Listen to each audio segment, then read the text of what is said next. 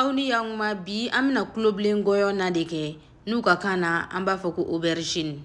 Aka do ka fo ko ni video in sponsorisé le no sogo awsu fe u sigiyoro filɛ ni Kalabankura.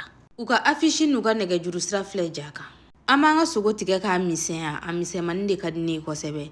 O kɛlen kɔ an b'an ka aubergine yɛrɛ ko k'a jɛ pasi k'a tigɛ k'a kɛ an ka da kɔnɔna na. I ti fara in bɛɛ wuli ka bɔ a kan sabula nafaba de bɛ fara la. Miniti damadɔ an yɛrɛ b'a ye a bɛ sin ka magaya tentɔ. Ale mɔ man gɛlɛn wa ji dɔ bɛ bɔ a yɛrɛ la hali n'a ma ji k'a la. An b'ale ta k'a foroki kɛrɛfɛla la ka na tulu dɔ fara an ka sogo kan k'an ka sogo yiran k'a ɲɛ bilen.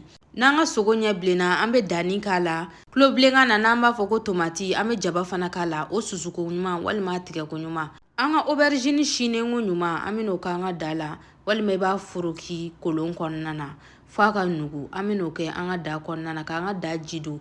Ji kari bɔɲango an bɛ sɔrɔ ka na jɛgɛ mugu k'a la ne ye n ta kɛ crevette mugu ye. An bɛ sunbala dɔɔni k'a la k'a kɔgɔko jate minɛ i bɛ kɔgɔko in kɛ k'a bɛn i yɛrɛ sago ma. An bɛ barama datugulan da jɛngɛ da la k'a to yen nɔ a ka wuli a ka tobi dɔɔni.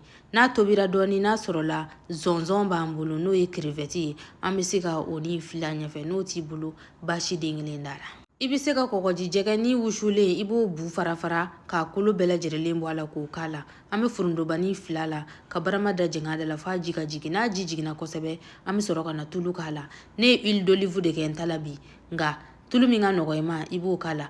Zarafa ka épice mugu n'o b'an minnu bolo an b'o k'a la ani marinade binkɛnɛ. An b'an ka da ɲami k'a bila yen nɔ a ka wusu. Miniti damadɔ n'a wusura dɔrɔn an yɛrɛ b'a ye tulu yongolen don a sanfɛla la. I b'a kɔgɔko jate minɛ ka sɔrɔ k'a bɔ ka taa sigi dudenw kɔrɔ. Dan tɛ a jako la. Aw bisimila.